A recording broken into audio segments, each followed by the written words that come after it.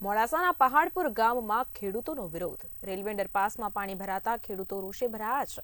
Railway અંડરપાસમાં ભરાયા 7 ફૂટ જેટલા વરસાદી પાણી, તો સામે તીર ખેડૂતોની હજારો વીઘા જમીન અંડરપાસના પાણીને લઈને હજારો વીઘા ખેતી કામ માટે ખેડૂત અસમર્થ બન્યા છે।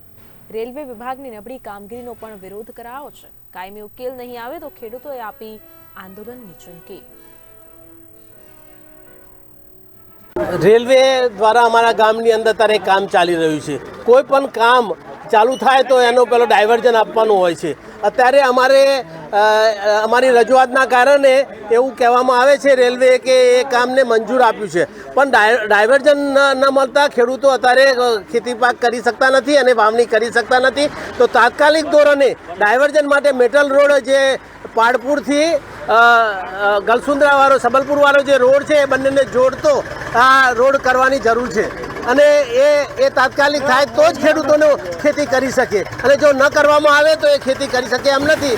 અને એ રીતે અમારી તાત્કાલિક છે કે જ્યારે મંજૂર કર્યું છે અથવા મંજૂર કરવાની પ્રક્રિયા છે તો તાત્કાલિક ધોરણે એ અમારો જે રોડ છે પાડપુરથી બીજા પાકા રોડને જોડતો એ તાત્કાલિક કરવામાં આવે અને ખેડૂતોને ડાયવર્ઝન આપવામાં આવે। પહાડપુર ગામમાં ખેડૂતો દ્વારા વિરોધ પ્રદર્શન કરવામાં આવ્યો છે। રેલવે અંડરપાસમાં 7 ફૂટ જેટલા વરસાદી પાણી ભરાતા ખેડૂતોનો વિરોધ। આ સાથે જ વધુ માહિતી સાથે અમારા સંવાદદાતા હિતેન્દ્ર પટેલ જોડાઈ ચૂક્યા છે। હિતેન્દ્રજી, મોડાસાના પહાડપુર ગામમાં ખેડૂતો દ્વારા વિરોધ પ્રદર્શન કરવામાં આવ્યો છે, શું છે સમગ્ર વિગત? જી ચોક્કસથી વાત કરવામાં આવે તો જે પ્રકારે જે આ મોડાસાથી જે રેલવે લાઈનનો જ્યારથી પણ આ કામગીરી શરૂ કરવામાં આવી છે ત્યાં ક્યાંક ને ક્યાંક રેલવે લાઈન સામે ખેડૂતોનો પણ વિરોધ હતો, કારણ કે આ જે રેલવે લાઈન છે એ ખેતરોની અંદરથી પસાર થઈ રહી છે, જેના કારણે આ જે રેલવે લાઈન છે એની આજુબાજુ હજારો લોકોના ખેડૂતોના ખેતરો આવેલા છે। અને ખાસ કરીને હવે એ સમસ્યા એ ઉદ્ભવી છે કે જે ખેડૂતોના ખેતરો છે, ખેતરો જે રેલવે લાઈન છે એની આજુબાજુ આવેલા છે, જેમાં મોડાસાના પહાડપુર ગામે રેલવેના અંડરપાસની અંદર જે પાણી ભરાયું છે જેના કારણે ખેડૂતોએ વિરોધ કર્યો હતો। ખાસ કરીને આ પાણી છે એનો યોગ્ય નિકાલ કરવામાં આવે એવી ખેડૂતોએ માંગ કરી છે। બીજી તરફ ખેડૂતોએ અંડરપાસની અંદર થઈને જે પાણી છે એમાં થઈને પસાર થવું પડે છે, ત્યારે પારાવાર બહુ મુશ્કેલીનો સામનો કરવો પડે છે। હાલ તો ખેડૂતોની એક જ માંગ છે કે આજે પહાડપુરથી સબલપુર તેમજ ગલસુંદરા બાજુનો રસ્તા માટેનું ડાયવર્ઝન આપવામાં આવે તો આ ખેતી કરી શકે છે। અને આ પાણી દર વર્ષે ની વાત કરવામાં આવે તો જે પ્રકારે વરસાદી પાણી ભરાયા છે જેના કારણે હાલ તો ખેડૂતો મુશ્કેલીમાં મુકાયા છે, કારણ કે બંને બાજુ ખેડૂતોના ખેતરો આવેલા છે। ખેડૂતોને ખેતી કરવી તો કઈ રીતે કરવી, એમનો ઘાસચારો લાવવા આવવામાં તે પણ બહુ મુશ્કેલી પડતી હોય છે। જી ચોક્કસથી આપના જણાવ્યા પ્રમાણે એક તરફ તો ખેતી કામ માટે ખેડૂતો અસમર્થ બન્યા છે અને સાથે સાથે બીજી તરફ તેઓ દ્વારા રેલવે વિભાગની નબળી કામગીરીનો પણ અત્યારે વિરોધ કરાઈ રહ્યો છે, તેના સંદર્ભે અપડેટ આપશો?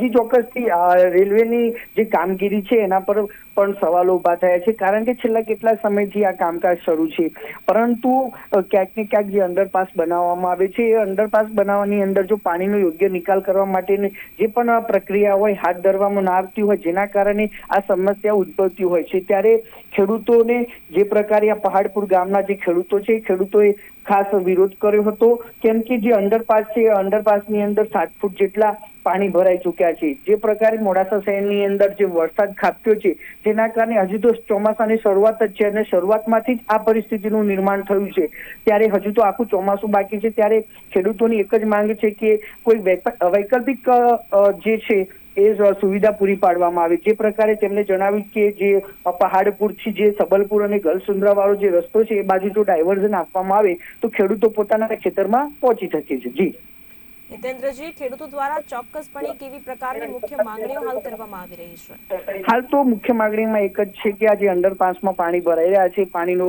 ઝડપથી નિકાલ કરવામાં આવે અને એમને યોગ્ય ડાયવર્ઝન આપવામાં આવે રસ્તા માટેનું, કે જેના કારણે તેઓ પોતાના ખેતરની અંદર અવર જવર કરી શકે। જી મહત્વનું છે કે 7 ફૂટ જેટલા વરસાદી પાણી ભરાતા ખેડૂત ખેતી કામ કરવા માટે અસમર્થ બન્યા છે, ત્યારે જગતના તાતને ચિંતા ઊભી થઈ છે કે જાય તો જાય કહાં તેવી પરિસ્થિતિનું નિર્માણ થયું છે, તે બાબતે આપનું શું મંતવ્ય છે?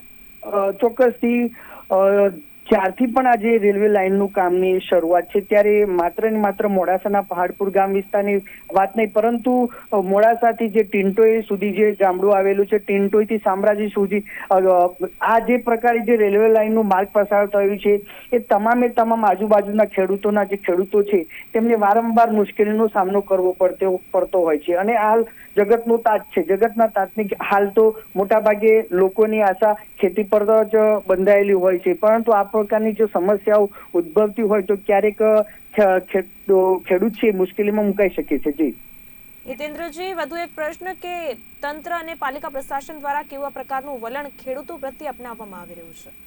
આ પ્રકારે વારંવાર ખેડૂતો દ્વારા સોશિયલ મીડિયા મારફતે ઘણીક વાર કોઈ સામાજિક કાર્યકર્તાઓ દ્વારા વિવિધ રજૂઆતો કરવામાં આવી છે, પરંતુ ક્યાંક ને ક્યાંક તંત્ર આ ખેડૂતોની જે સમસ્યા છે એ સમસ્યાને ઉકેલવા માટે ક્યાંક નિષ્ફળ નીવડતું હોય એવું હાલ પ્રાથમિક ધોરણે લાગી રહ્યું છે. જી હિતેન્દ્રજી, સમગ્ર માહિતી આપવા બદલ આપનો ખૂબ ખૂબ આભાર. મોડાસાના પહાડપુર ગામમાં ખેડૂતો દ્વારા વિરોધ પ્રદર્શન કરવામાં આવી રહ્યો છે. રેલવે અંડરપાસમાં પાણી ભરાતા ખેડૂતો હાલ રોષે ભરાયા છે. તો રેલવે અંડરપાસમાં 7 ફૂટ જેટલા વરસાદી પાણી ભરાયા. સામે તીર ખેડૂતોની હજારો વીઘા જમીન. અંડરપાસના પાણીને લઈને હજારો વીઘા ખેતી કામ માટે ખેડૂત અસમર્થ બન્યા છે. તો બીજી તરફ રેલવે વિભાગની નબળી કામગીરીનો પણ અત્યારે વિરોધ કરવામાં આવ્યો છે. જો કાયમી ઉકેલ નહીં આવે તો ખેડૂતોએ આંદોલનની ચીમકી પણ ઉચ્ચારી છે.